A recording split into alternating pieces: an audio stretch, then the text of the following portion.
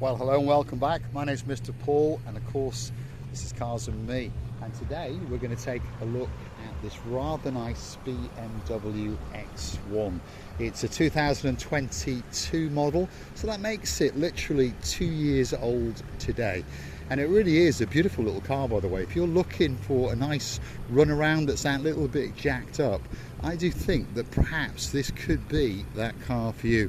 I've been driving it now for a couple of days, and I can honestly tell you that I'm very, very impressed with it. So perhaps if you're in a town or a city, or perhaps you've only got one or two little Littleys, this could be that perfect car for you.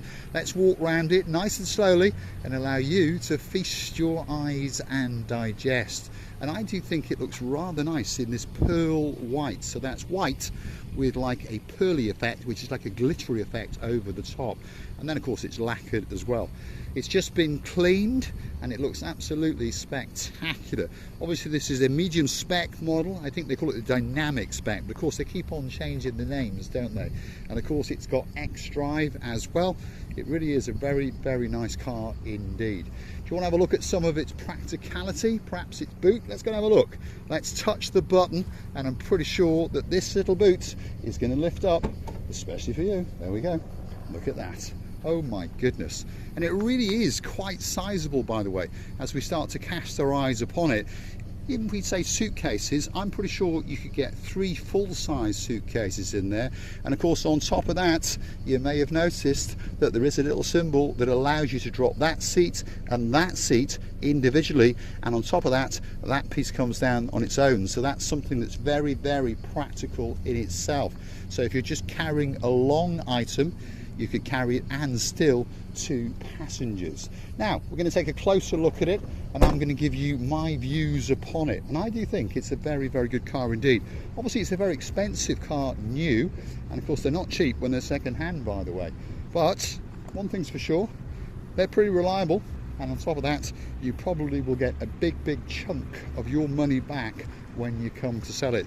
Why is that? Well, it says it all on the front end, doesn't it? That big grille and those magic letters BMW. Yeah, everybody wants to drive a BMW, a Mercedes, a Porsche or something like that, and this could be that affordable entry into that exclusive club. I say this one's in dynamic spec, so it's got rather nice wheels. It's got the side runners in that little bit of silvery. There's a little highlights all over it, but I do think it's a very, very good looking car. Now I understand there's a brand new model come out literally only yesterday, but I think this one is still very, very much up there, and I think most of your family and friends would think it's a very, very nice car indeed. Do you want to have a quick look inside? Come on, let's go and have a look and see what it's like. And again, the practicality, what I've noticed is it's quite a small vehicle, but the doors, to be honest, open pretty wide. The front doors, you're going to be amazed. Here's the inside, and I think it's in a beautiful colour, by the way. Very, very nice indeed, and very warm and welcoming, and of course quite light when you get inside. But there are practical bits. Perhaps if you've got Littleys, they'll be putting their fingers everywhere. So this is all in black. There's some nice nets, quite a lot of legroom, there's no doubt about that.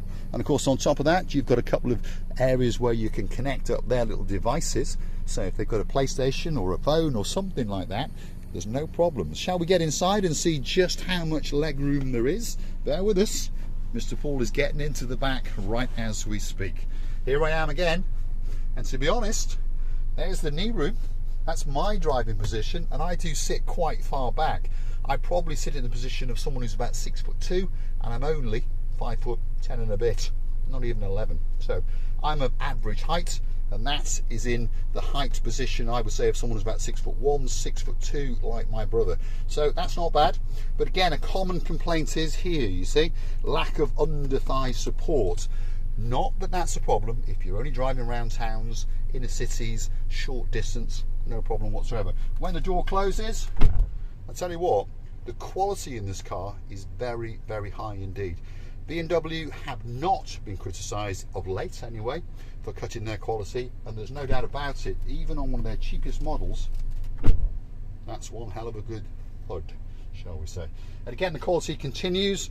Nice soft touch around here, nice little chrome accents, little dark silver bits, good quality handles, and a bit of soft touch around here.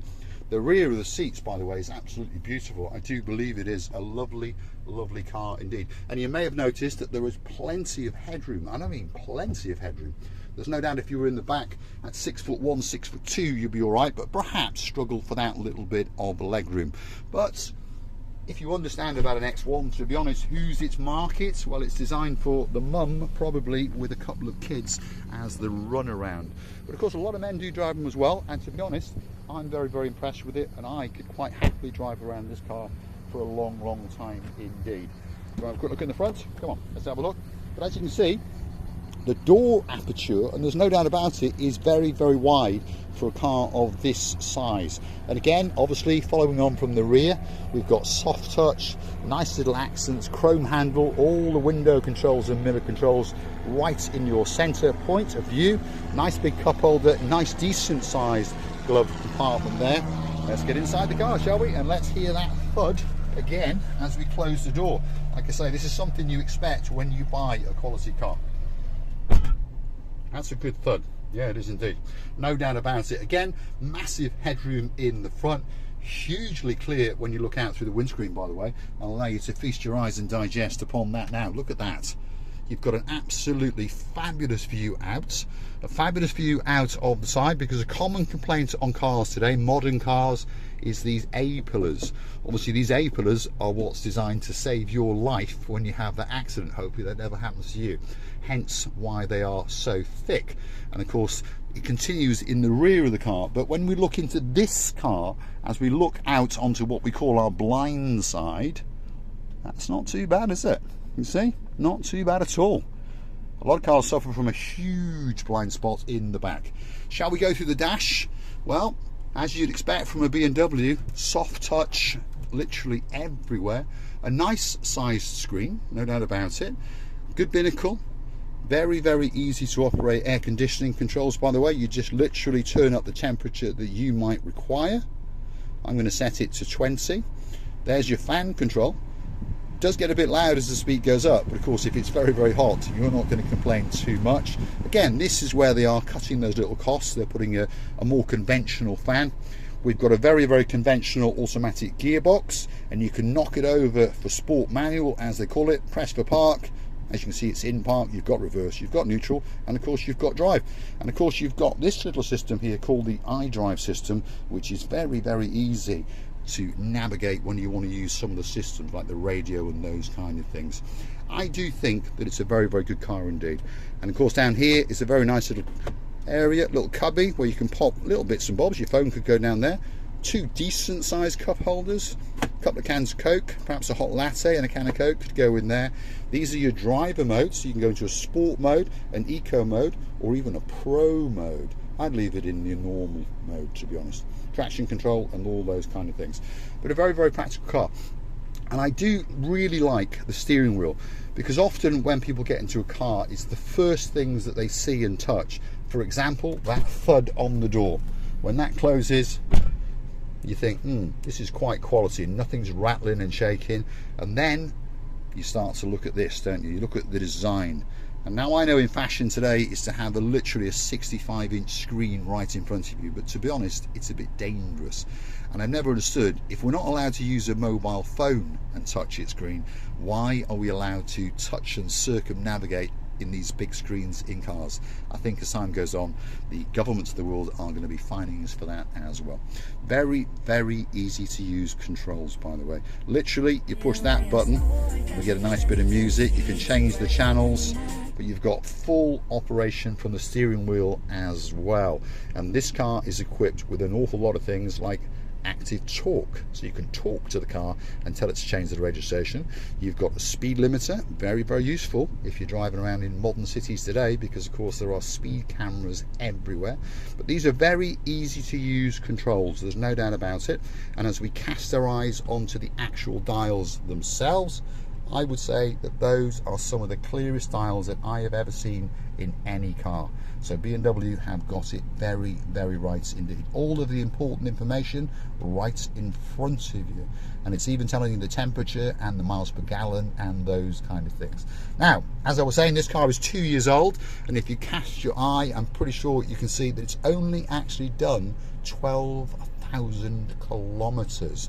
So if you're watching from the UK, in miles, that is somewhere around about 7,000 to 8,000 miles. Yes, this car has done 4,000 miles, 6-ish thousand kilometers per year.